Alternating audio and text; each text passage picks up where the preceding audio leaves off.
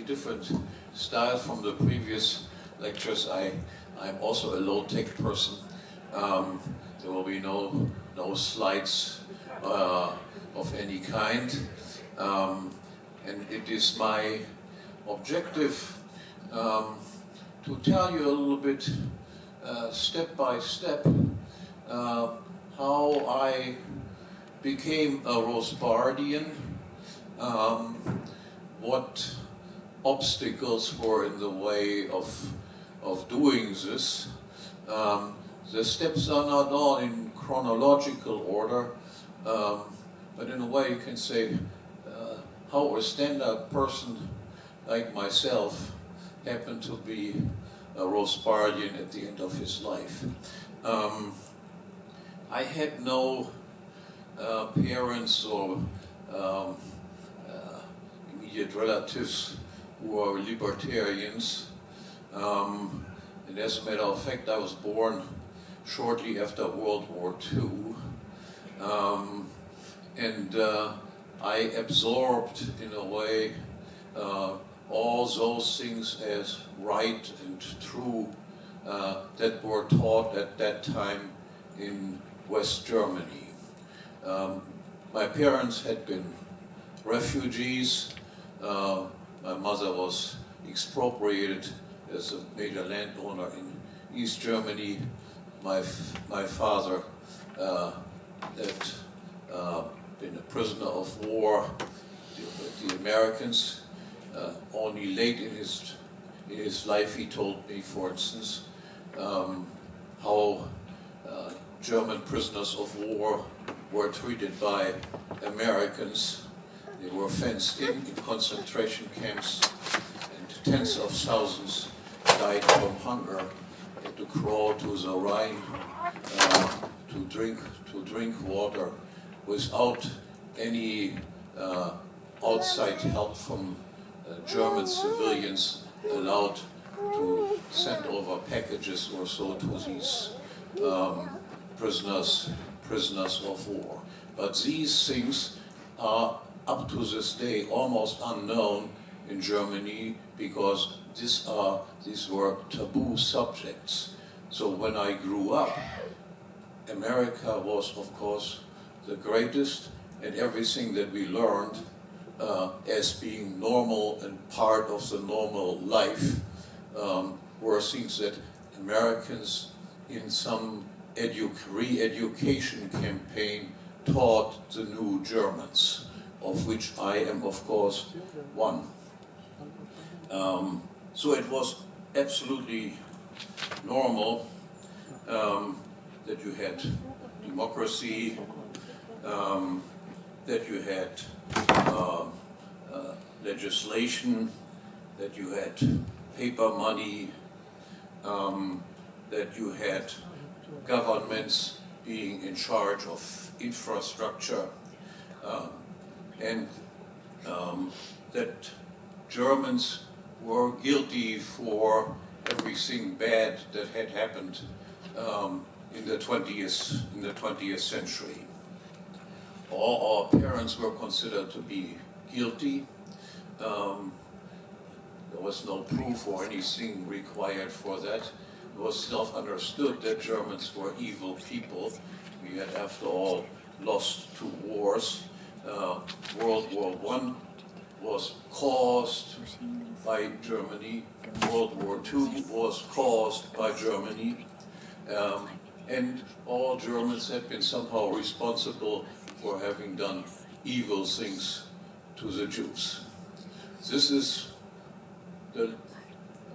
was a standard view that was preached and taught to all Germans of my generation.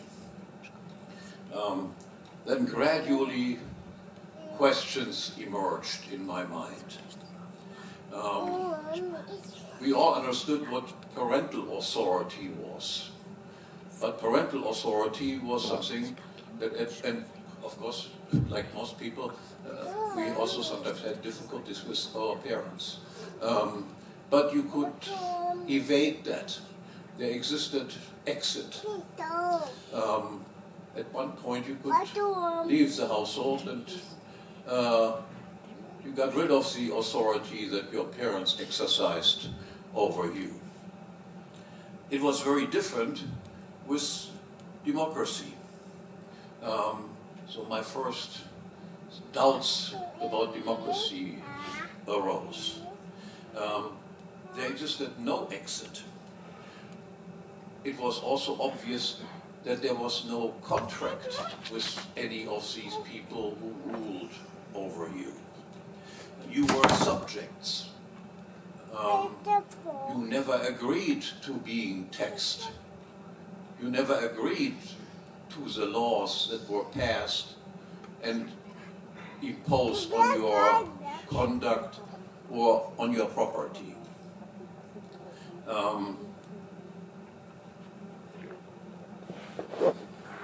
There existed people that ruled over you, and you had never selected these people. Yes, there existed elections, but the people who finally came to power were not people that you personally knew, that you had personally entrusted with doing anything. They did not know anything about you, and you did not know anything about them. That was astonishing insight. You also then, in a way, discovered as you grew up, reading, becoming a little bit smarter, that many of these people were not exactly very smart. You just have to look at the present crop of politicians that we have. Let's say, take a look at Mr. Biden or Mr. Trump, who are obviously senile and belonging to the nut house instead of being people who should rule over you. Now this applies to the politicians in Germany either. We had a foreign minister, for instance, for 4 years. Her only qualification was that she was very good at trampoline jumping. But nonetheless, she represented Germany in the rest of the world. We had an economics minister who did not know what an insolvency of a company was, but he was Minister of Economics in Germany, and I'm sure in Portugal you find many of these wonderful examples just as well.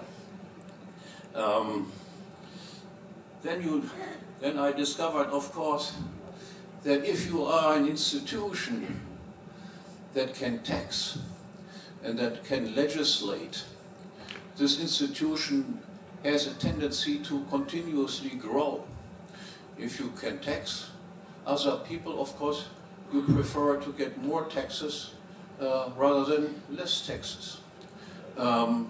If you can make laws, you tend to make laws that benefit you regardless of what they do to other people. There is a tendency that a minimal state, a state that was maybe very small at the beginning, will grow and grow. The number of employees working for the state or being dependent on the state will continuously grow. You have a secretary, but then your secretary needs an undersecretary, and that undersecretary needs an undersecretary. So the number of people working for the state and being dependent on the state, getting their salaries from taxes, will continuously grow, and the number of people that have to provide the taxes to pay for all of these people will continuously diminish, ultimately, of course, resulting in an impoverishment of society at large.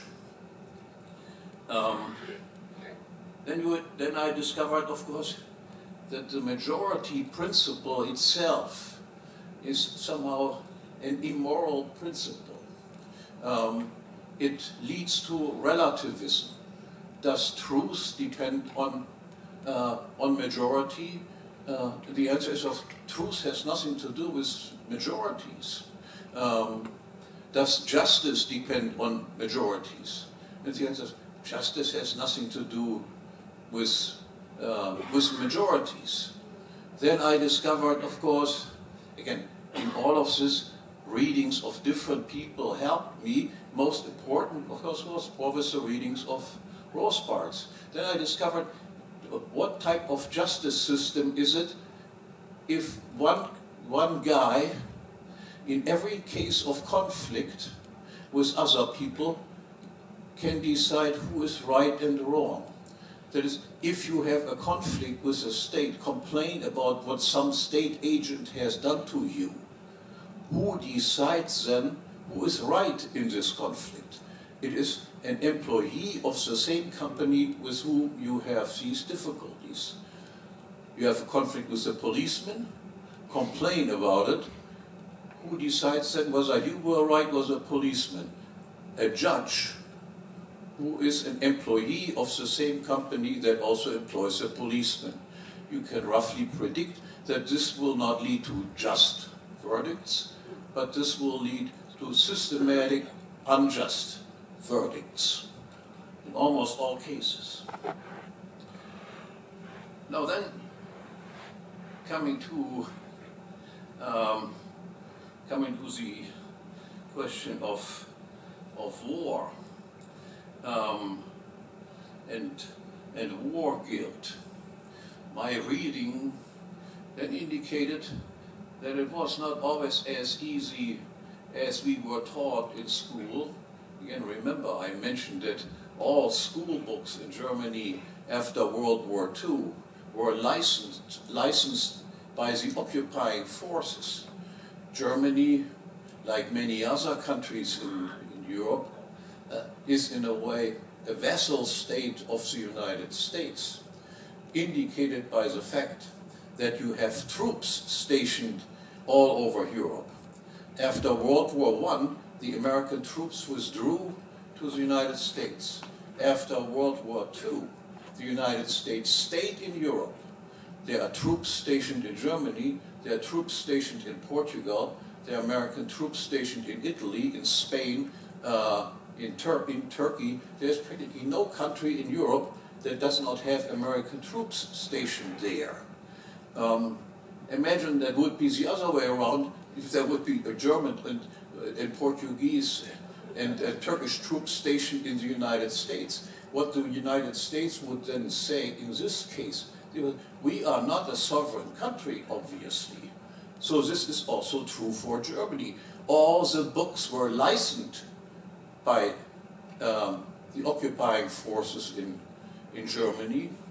And of course what they presented as a correct version of modern history was World War I, was German guilt. Even was quite clear that America was not threatened by Germany in World War I. America was protected by two oceans in between, and it was an inner European war.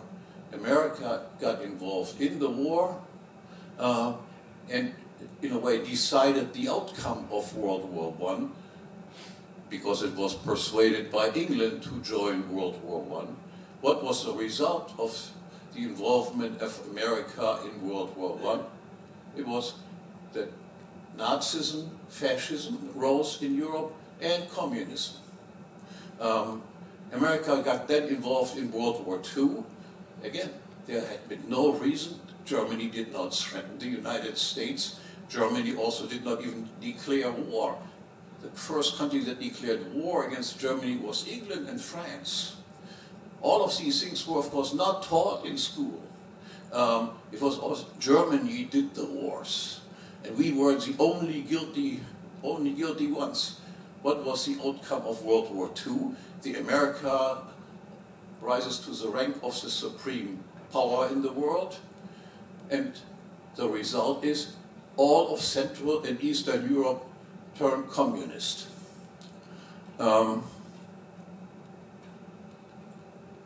Why did the United States get involved in these wars and continues to get involved in wars up to this day? There is no country in the world after World War II who has bombed as many other countries as the United States. Why is that? Again, all of these things you could learn from Rothbard. There exists what I call the paradox of imperialism. All states like to expand their territory and their reach of influence. There's a tendency towards a world state. And what countries will proceed furthest on this way? Those countries that are internally liberal, comparatively liberal, and the United States is, of course, internally comparatively liberal as compared with most other countries. And on the basis of the greater economic power that results from being internally liberal, the chances that you will win in wars and expand your territories are higher. So it is paradoxically those countries that seem to be the nicest countries, the freest countries, that tend to pursue the most aggressive foreign policy. So this explains, in my view, and also the view of Rothbard, the imperialist tendencies that you can see in particular in the United States. I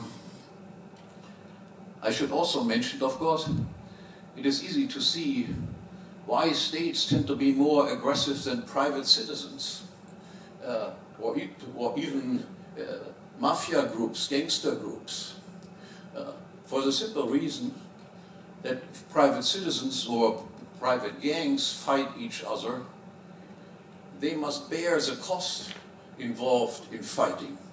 You have to there might be injuries, you have to get the weapons, and there is economics involved in these types of problems. But if you have a state, you can externalize the cost of your aggressiveness onto other people. You can draft people into the army. You can tax people who have no business and no interest in warlike endeavors in the rest of the world, to nonetheless fund those people who are interested taking over other countries or exercising control over the policies in other countries. Then another thing that I learned, especially after moving to the United States, was the importance of monetary policy. It became clearer and clearer to me that the most important institution for a state and the source of state power is a central bank. The abolishing of a commodity money such as gold and silver, the replacement of commodity money by a fiat money, by a paper money or electronic money that can be created at will, that can be created out of nothing, that is easier in order to enrich yourself at the expense of other people by simply printing additional money than it is by imposing ever more taxes on people. No state will be easily, if ever, give up this privilege of being the printer of this monopolistic printer of money. And you will get enormous amount of support from all sorts of people once they find out that you have the privilege of printing money out of nothing. I always told my students, imagine you would be the only person in the country that can print money, and everybody else who would do it would be locked up as a counterfeiter. How many friends do you think you will have the next day of which you didn't even know before? They will all come and think you can come and rescue them out of any type of difficulties because you have the magic the magic wand. Because of that, Mises and of course Rothbard as well were strict opponents of the central bank and of paper money. It allows you also, of course, to go far more easily to war than without having a central bank that can create money out of thin air. If you would have to borrow the money from the public might sometimes not cooperate. But if you can simply print the money for the war, there you go. It's much easier. Another thing I discovered, and that was something that did not appear when I was younger a problem at all in Europe. America was a multicultural society. America had black people. There were different races in the United States. Germany was relatively homogeneous. I think Portugal, until relatively recently, was also very homogeneous. France was very homogeneous. Most countries in Europe were rather homogeneous groups, people very much alike. The United States was very different in this regard. And what took place there was, first you had compulsory discrimination against blacks, for instance. Blacks were not allowed to do certain things. And then this was turned around to the complete opposite. That is, instead of simply saying all these compulsory discrimination laws will simply be abolished, they turned it around and said, now we have to make good on the discrimination, the unjust discrimination that existed before. Now we have compulsory non-discrimination, or which is called in the United States affirmative action. That is, we have to give those people special privileges, which caused, of course, tremendous problems and increased the racial hatred that to a level that had not existed before. Schools that were before been segregated were now compulsorily integrated. And then this non-discrimination, or compulsory non-discrimination, was extended to ever more groups. So the next discriminated groups they found out were women. Then the next discriminated group that they found out were homosexuals or lesbians or transsexuals or whatever it is. So these sorts of things led them to a perversion of justice in an inexplicable way. And Europe followed the American pattern. Of course, not as fast, because the initial problem, that is the racial problem of blacks versus whites, did not exist to this extent in Europe. But as soon as the extension came, females, homosexuals, lesbians, whatever it is, this whole thing caught on in Europe as well.